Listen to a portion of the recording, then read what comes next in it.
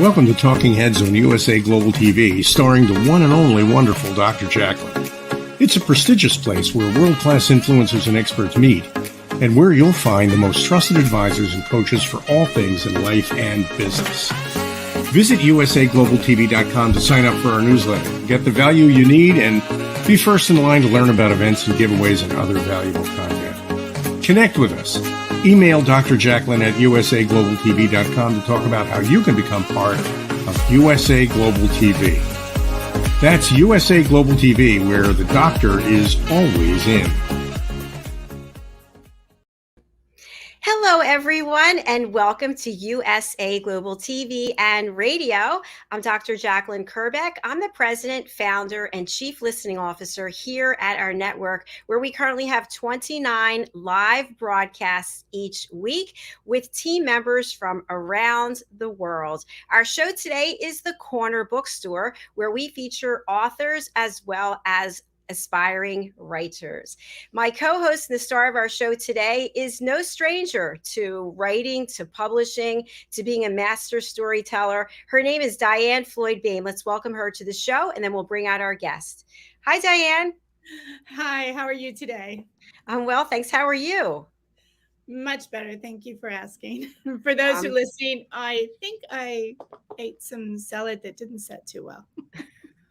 Well, you're looking quite beautiful, and you're blending in with the background really well. I love that. I'm still dressed for What's Trending, the show we had before this. So I was in the Rose Garden. I didn't get to change to the book background, but you look great. Thank you. I'm excited about today's show. Yes. We have an author who we're going to be talking about reinventing ourselves after 50, which I certainly know all about. I left my corporate career and started doing this full time without any experience. We're also going to be talking about suspense as well as travel. But before we bring out Sherry, let's talk a little bit about what you've been doing, DIANN. You're constantly having one book published after another. I literally cannot keep up. And you're always here on our platform doing our shows too. So I really take my hat off to you and thank you for finding the time to do all that you do here for USA Global TV and Radio while you're doing so much with your writing. Tell us more. I'll be happy to. Number one, I love being part of USA Global TV family. So thank you, Dr. JACALYN. It's a real privilege. Recently my book, A Time to Fly, came out, and it's doing really well. And I'm so excited about it. But my new book coming out now is Charlie and the Tire Swing. And you're one of the hear about it, Dr. JACALYN, and it will be available. Well, it's pre-order now on Amazon, and it will come out on October the 8th. So I'm very, very excited. And that book is dedicated to my son because he was the boy on the tire swing. I didn't know that, DIANN. Wow. And A Time to Fly, they were birds in your garden, in your backyard, right? That is absolutely correct. So anyway, it's exciting, and I do love writing stories. You know, I was a storyteller first in the classroom, and even when I was a little kid growing up, having my friends, come on, I want to tell you a story. So it's fun to put it to print. And I'm so excited that you have this show to help authors like myself be known to people, because it's really hard to be known. So I'm extremely excited to talk with our author today and to travel, because you know we both love to travel. Yes, we love to travel. And DIANN, I also wanted to mention that you are one of our expert presenters on our Talking Heads platform, and you've been sharing your wisdom and knowledge about being a master storyteller. Tell us a little bit more about that. Sure, I'll be happy to. Talking Heads is a wonderful platform for everyone listening and watching. It's a way to, not just with myself, learning about ways that you can get started writing, how to get that story idea out there and be the author that you always wanted to be. I'm also going to be doing lessons coming up soon that have to do with my former life that I loved doing, which was being in the classroom and helping kids read and lesson plans, ideas, and things like that. But some of the other talking head ideas are really good. Like, I absolutely love listening to the wise one. He's really, really good. Thank you, Dr. Jackson.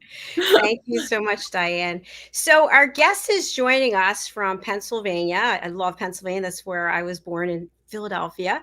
And she is a former corporate executive, and she has turned to writing, to becoming an author, to a novelist. And she really has a wonderful interest in suspense novels, but she has now a new travel memoir coming out, which is the first part of 2, and it's called Beyond the Sunset. Let's welcome Sherry Knowlton to the program. Hi, Sherry. Hello. Thanks for having me today.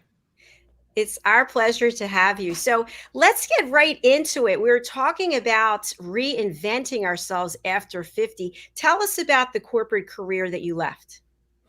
Okay. Well, actually, my career had 2 parts. So let me tell you about both parts a little bit. The first, I spent 20 years working in Pennsylvania state government. And my last job there was I ran the state's Medicaid.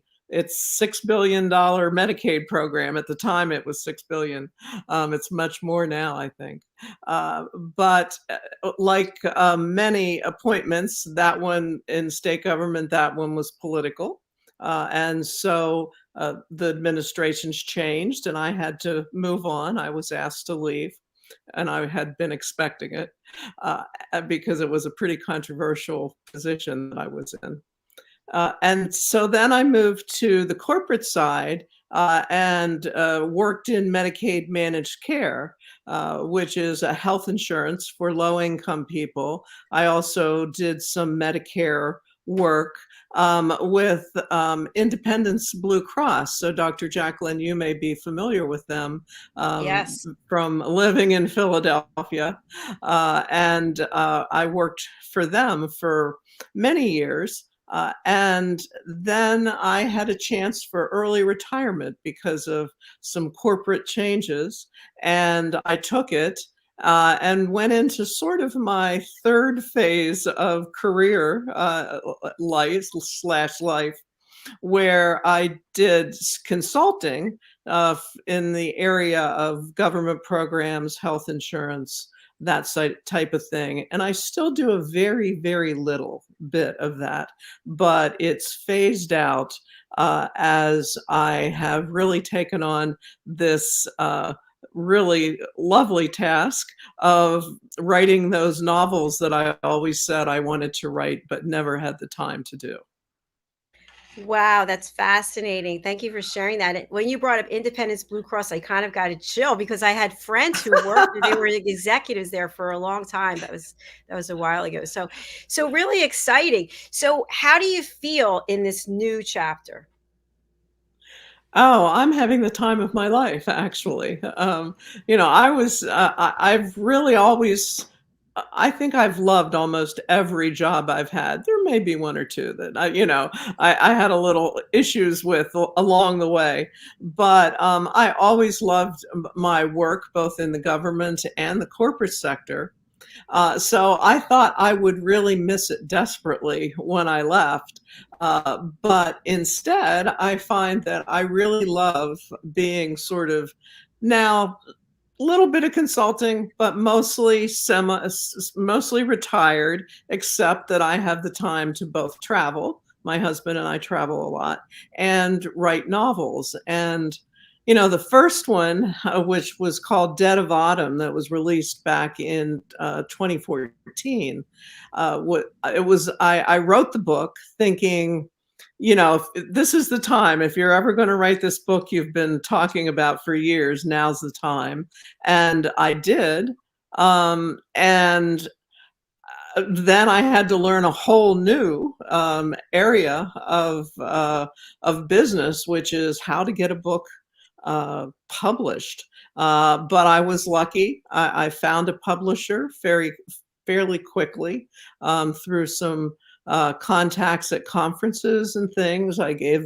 Went through the normal process where you either give an agent or a publisher some pages and they come back to you. And I guess I hadn't really anticipated anything at first beyond that first book. It was just like, well, can I write a book? And can I get it published? And now I'm on I have 5 Alexa Williams suspense novels out there in the universe, as well as this new novel, memoir, which just released on Tuesday, called Beyond the Sunset: Adventures Outside My Comfort Zone. And I'm a second travel memoir is coming out in December, the 2nd volume as well. I'm working on the 6th volume in Alexa Williams. So obviously I'm having a great time writing these books.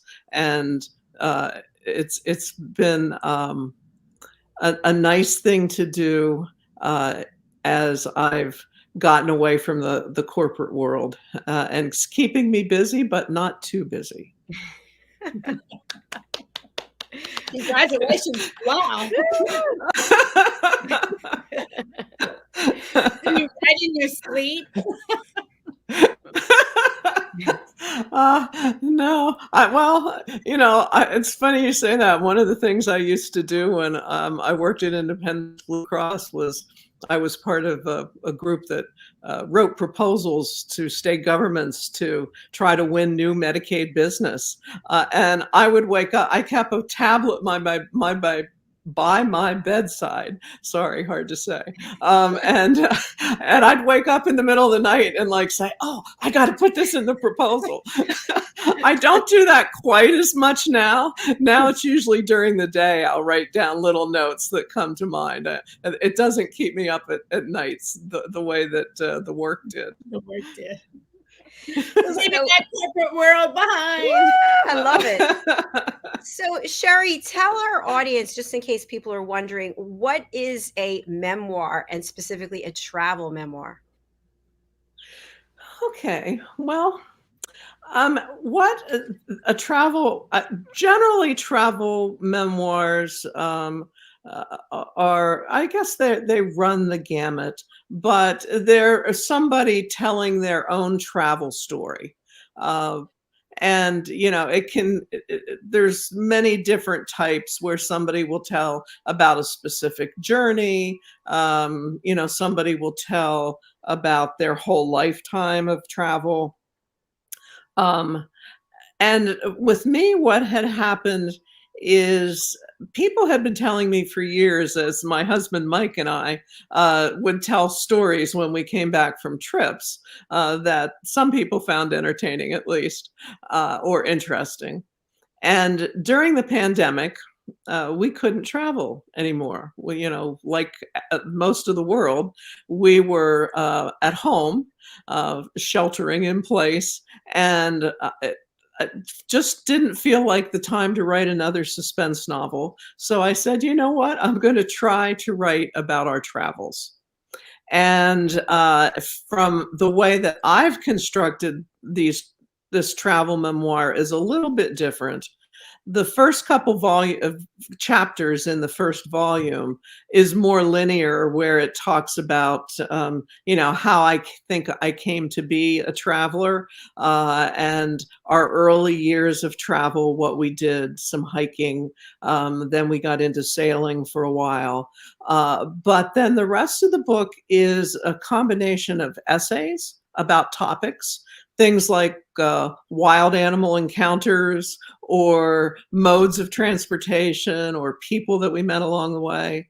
And also there's some travel tips, sort of as one chapter in each book with some travel tips. And then there's some recommendations that are contained within some of the anecdotes and so forth. So it's a little bit of a different twist on a travel memoir, but I didn't want to write a book about, what's the best place to eat in Bangkok or something like that.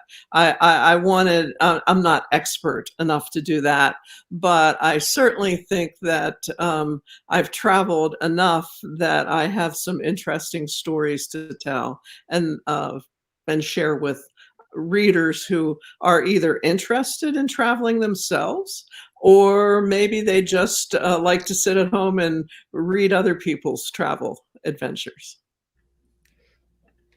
That's beautiful. Thank you. Diann? I love that. And kudos for you for realizing I don't want to write something that there's so many other people have done. What's the best this, that, and have you gone to Bangkok, 10 best things to do, and so forth. But I love there's so many layers to what you said about writing about stories, essays. I love that. Not only for your reader, but for your family and family members to come. They're going to know you. And I just really love that. Dr. Jacalyn? It's funny that you say that, because my what do you call your daughter-in-law's mother? Is she my co-mother-in-law, or so I just call her friend. Yes, my friend Lynn had read an Mother. Yes. She read an early version of the book just before it was published. And what she said to me was that what a wonderful gift to our granddaughters, because of course there are joint granddaughters.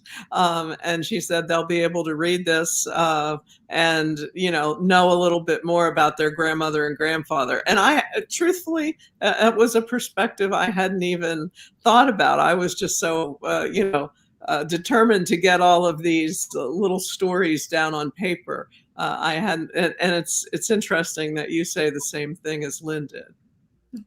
I'm all about family history, but in a way, I'm really glad that you did not think about that first, because it could have gotten in the way of what you wanted to say. Does that make sense? Like, do I really want my kids to read that? Right. Yeah, that is a good point. Yeah. Yeah. So.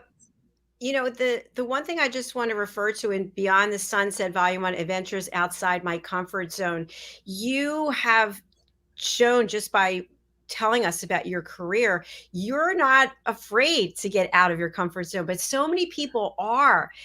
Especially from the pandemic, there are people who really excelled, and then there are people who really went backwards. What do you think it takes, based in your experience, to get out of your comfort zone and be happy doing it? That you're making me do some self-analysis here, right? Yeah, that's pretty hard. I guess a certain amount of, I guess, vision, and that might sound a little goofy, but that you can see something in the future or outside of your normal day-to-day stuff that you do. I think a little bit of restlessness, even in my career, especially in my career, I got sort of bored if I did the same thing for too long. So there was a point when I worked for state government where, luckily, they were promotions, but I got like a different job every couple years. And a lot of those jobs involved designing new programs. So that was one of my favorite jobs, where, I designed new policy and also new state programs, like a rape crisis program or a domestic violence program, family planning program at one point in my career. And I enjoyed sort of doing new things and pushing the limits a little bit, and trying things out. And I guess there's a little element too of being fearless. Now that can get you in a little trouble. So you don't want to be too fearless. But I think that's an element of, I don't want to wax too philosophical, but there's a strain in the United States these days that I see where people are afraid of things that are different. And, I feel really sad when I encounter an instance of that, because to me, finding out what's different about the different is one of the most intriguing things you can do in life. And, that's one of the things that is intrinsic to travel. You just get to meet new people, see new places, see just wonderful natural beauty, both around our country and the world. And so those are things, I think, elements that I think are important to people who want to stretch, want to go outside their comfort zone. I think you can train yourself to do it. I think if you put your, toe in the water, you might find that you actually can put your ankle in and it's just fine. And then just keep going. I love that. Yeah, that's a great answer. Thank you. Yeah. You're right about people being afraid of, not everyone, of course, of things. No. But I'm like you, and I know Dr. JACALYN is, that it is exciting to find something different and learn about it. I remember my husband took me to an Indian restaurant for the first time in the 80s, and I'd never been to one. And he ordered tandoori chicken, and I had never seen chicken cooked like that before. I'm like, that chicken looks a little red. I don't think I want to eat it. And he goes, no, it's really good. And he goes, just try it. And so, of course, I was like, oh my gosh, just give me the whole chicken. Yeah, it takes a certain level of curiosity, and that's true. I was many years ago, I went to New York City for the first time. I was with my parents, and we were sitting at an outdoor cafe, and I love the fact that people were speaking all different languages. Everybody looked different, and I was just curious, whereas other people be like, oh, I don't want to be here because nobody looks like me, nobody's speaking English. So I think people are really missing out by not getting to learn about other cultures, and especially when you travel. Diane's traveled all over the world as well, and the things that you learn and the people that you meet, it's just so inspiring. So kudos to you, Sherry, for capturing it through writing. Do you have a favorite place you've gone to, or is that hard to say? I know it is for me. Oh, that's really hard, because there's so many different types of places. I will have to say that Africa, the African continent, is one of those places that my husband and I have returned again and again on safaris. I think we've been there 7 times now, and we're going again next summer. So we do like to go to Africa. We like animals. And so what better place to go to see animals in the wild? But, we've been beautiful places from Tahiti to Indonesia to St. John in the Virgin Islands. There's just, I'm not sure what that is. We just came back from the Amazon and a place in Brazil called the Pantanal, where we saw jaguars in the wild. So that was fun. So every place has, there have been a few places I probably wouldn't go back to again, but that's a little matter of personal preference. So, but Africa is high on my list, definitely. Sherry, I'm going to introduce you, if it's okay with you, to one of our team members, Janetta Barry. She's actually in East Africa. Her son oversees several safaris. I don't know what they're called. He's a safari guru, and we just interviewed him yesterday on our show, Global Adventures. So maybe you can connect and he can take you around. Wow. Yeah, no. Now, we've been to East Africa, in Kenya and Tanzania and Uganda. We went on a gorilla thing in Uganda. But this next time, we're going to Southern Africa, which Botswana is one of the countries we've really grown to love. And in fact, my last Alexa Williams book, I based it it all takes place in Botswana, even though they're usually here in Pennsylvania, but she took a trip. and and so it was about elephant poaching in Botswana. And of course, in 2019, right before the pandemic hit, I had to go to Botswana to do the research. And so my husband and I were there for a month on safari and spent time in the wild with a young woman who does lion research, so I could write about lion research. So I envy this guy who gets to do his whole life, based around safaris. It would be wonderful. Yeah, it's amazing. In fact, he and his wife, they have to drive their children an hour and a half each way to school where they live. It's so remote. But so what I'd love for you to share, just what you were speaking about, when you go and you spend a month doing your research, what are some of the things that you take away? Because you're leaving your comfort zone, right? You're leaving what you know in your environment where everything is. What's that experience like? Yes. Well, shall I talk about Africa, just since Sure. that's what we've been talking about?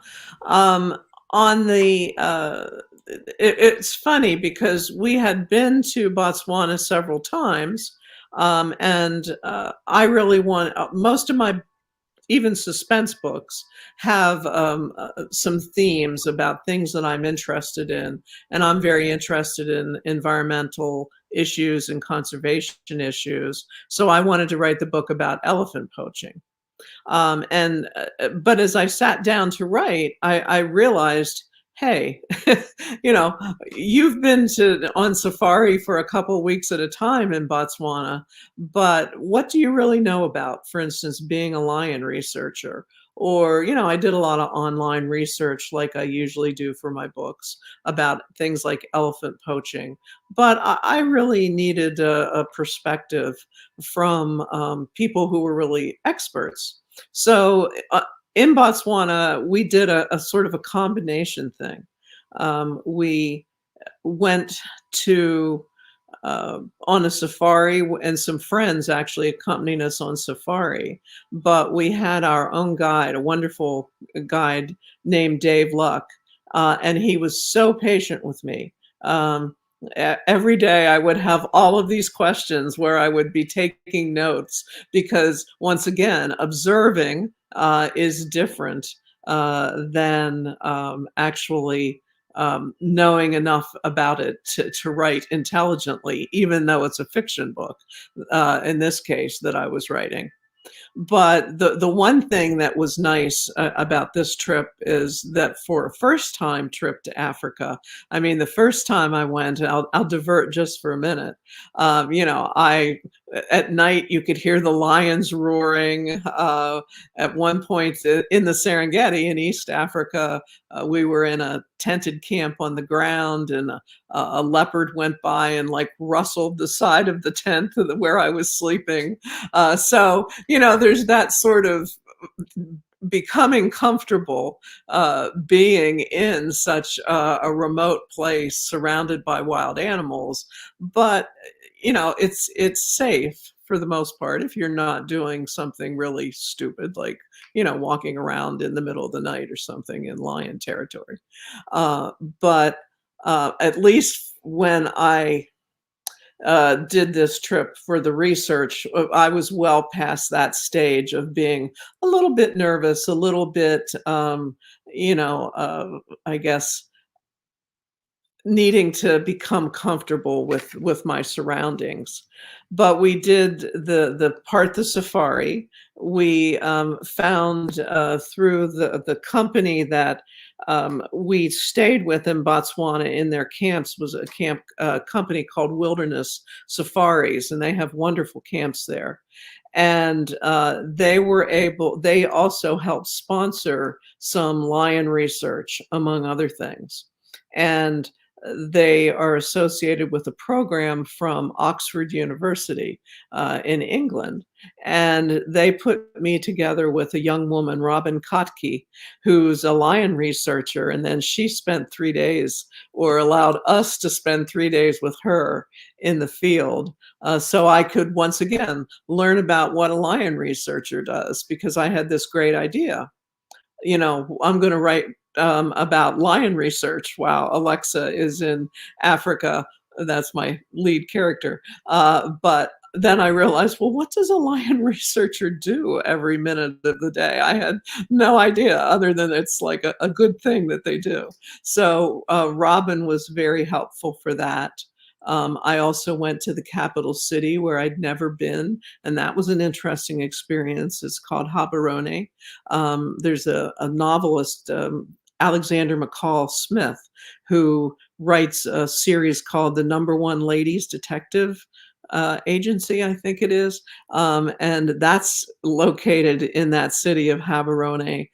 But we got a tour because my character needed to go to that city. So we had a guy who, a local, who took us all around to showed us the government offices. And then I met with a official at the U.S. Embassy the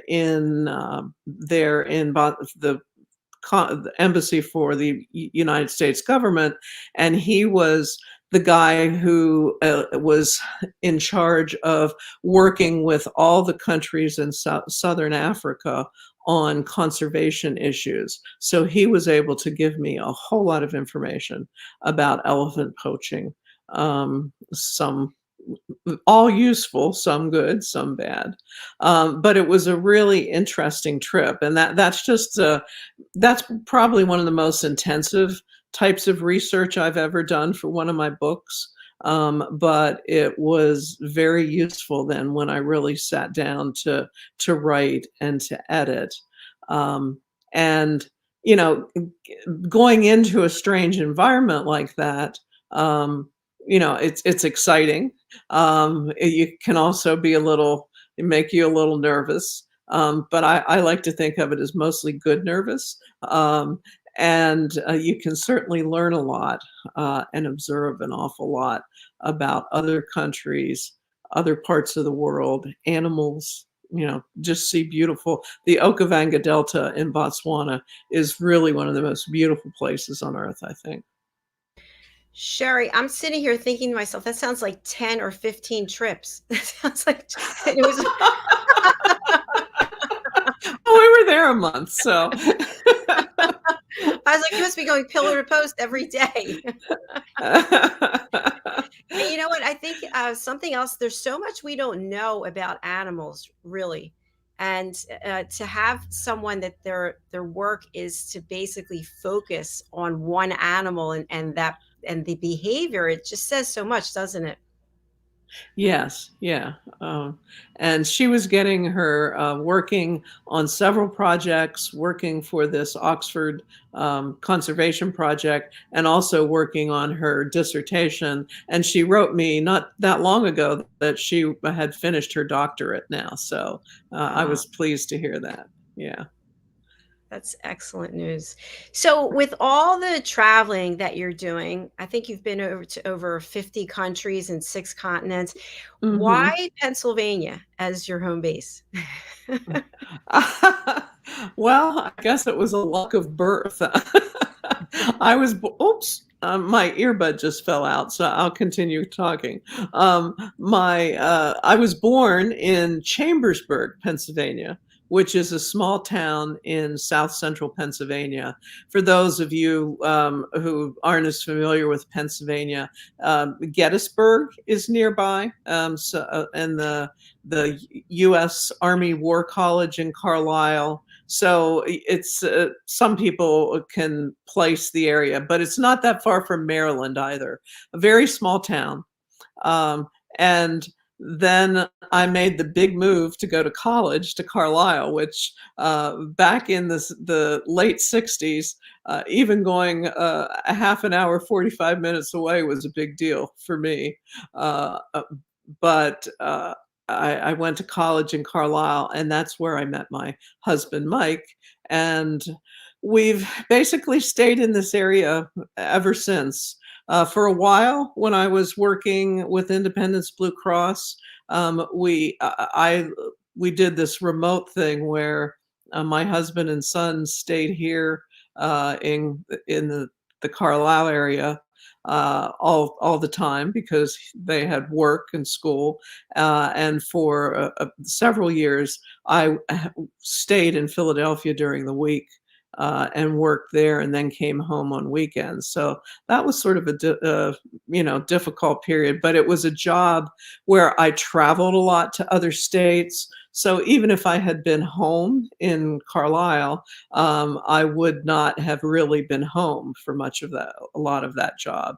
But even though we've been tempted sometimes, at one point, when we were young, right after college, Mike and I went on a hippie road trip. We were hippies back then. And we were tempted first to live in Colorado because of the mountains, and then in Oregon. But it was just a passing thought as we were traveling through, and we never followed up on it. We always just stay here. We have a house in the woods, much like my heroine, Alexa Williams, and really just like the climate of Pennsylvania. The people of Pennsylvania are very nice, and it's close to big cities where we live, but it's very rural, so it's a nice combination. And you're close to the state capitol, and you're close to the outlets, right? Are they still there, the outlets? In Lancaster? There's outlets in Lancaster, yeah. I'm just saying, if you drive up the turnpike. Yeah, they'll be there forever. The Amish farms right next to the outlets, a very strange county. You get a little bit of everything with the past and the present and the future. So when you think about what's coming for you next, what does that look like? I would say more of the same. And by that, what I mean is I'm having fun writing, so I want to continue to write. I really have to turn my attention to the next Alexa Williams book because I left. I realized I had this here, but this is the one I just talked about, Dead on the Delta. Oh, wait, it's called. And that lion there, my husband took that lion photo when we were with the lion researcher. But I left this one hanging a bit. And so a lot of people keep coming up to me and saying, when are you going to write the next Alexa? So I really need to turn my attention to that. And I did have fun with these travel memoirs. I don't know if I'd ever do a volume 3 or not. I have to say that I'm really winding down the consulting. I've done very little this year. I work with a consulting firm out of Washington, D.C. On a sort of as-needed project basis. And I think I'm pretty much coming to the end of that road. We will continue to travel, but we now have 2 lovely granddaughters, one who is 1.5, the other is about 3.5, who live in Virginia. And so we spend a lot of time with them and my son and daughter-in-law as well. Wow, that sounds like a lot of fun and a lot of good quality time for yourself and also for your family. Sherry, as we come to the end of the show, I'd love to have you read for us if you would like to. That would be great, from one of your books. Oh, okay. Let me see. I actually I didn't realize that you might ask me to do this. But let me, okay. Just a few paragraphs? About 1 or 2 minutes of reading. 1 or 2 minutes. Okay. I'm looking for something real quickly. that I thought I could read that quickly. I'm sorry. I should have been better prepared. Okay. Right. You're fine. You're great. How about this? This is out of one of the first chapters of my book, Beyond the Sunset. This is the first, and this is modes of transportation. So I just hop all over the world of different types of transportation. And this is this keeps with the Africa theme that we've been talking about. A more serene way to take in a striking aerial view is from a hot air balloon. Twice we've taken hot air balloon rides in Africa. Once over Tanzania's Serengeti Plain, the other time over the adjoining Masai Mara Plain in Kenya. The experience both thrills and calms. We left the ground just as darkness gave way to dawn. On these African balloons, we climbed into the basket as it rested on its side, sat on a seat, and clung to a strap. When the balloon heated enough for takeoff, the basket righted itself as we ascended into the sky. The pilot controls the rate of ascent, descent, and direction of the flight. From the balloon, we had an expansive view of the wild animals below. On our Serengeti flight, one of the highlights was a mama hippo with her newborn baby. Our balloon ride over the Masai Mara Plain coincided with the annual migration of wildebeest and zebra, and the wildebeest were calving. Even hundreds of feet in the air, we could hear the seemingly endless herds bleating and watch packs of hyena stalk the newborn calves in the growing daylight. After we landed, we had an elegant champagne breakfast in the bush. What a surreal feeling to sit at a long table, complete with starched white tablecloth and china, dining on eggs, bacon, and croissants while watching elephants stroll by in the distance. Our balloon ride over the temple city of Bagan in Myanmar, which is Burma, had a much different feel. This ancient city's thousands of Buddhist temples sprawl over a flat plain near the Irrawaddy River. Once again, we took off at dawn, this time in an upright basket, and floated over a magical landscape of golden temple domes and burnished sienna spires, bathed in a rosy glow from the rising sun, very mystical and serene. So. I was right there with you. Because I've been to some of those places. I'm like, it's horrible to see hyenas and when they do that to the calves. Oh, yes, I know. You want to like leap down and help them. That is for sure. Yeah, I was thinking I might have a picture of that in here. The book does have just a little sales pitch here. The book has all sorts of photos, like these polar bears, for instance. But my husband and I took these photos over our trips. This is what I was looking for. This is the hot air balloon on the Masai Mara. That's so cool. Actually, oh, go ahead. No, I said, I'm so excited you had that experience. It's an experience I would love to do. How about you, Dr. Jackalyn? Yes, definitely. Yeah, definitely. Well, thank you so much, Sherry, for this wonderful opportunity to meet you and learn about your work and what you're doing. And I hope you'll come back and see us again. Oh, thank you. Thank you for the opportunity. I feel like I went on and on and on and on, but I hope your listeners.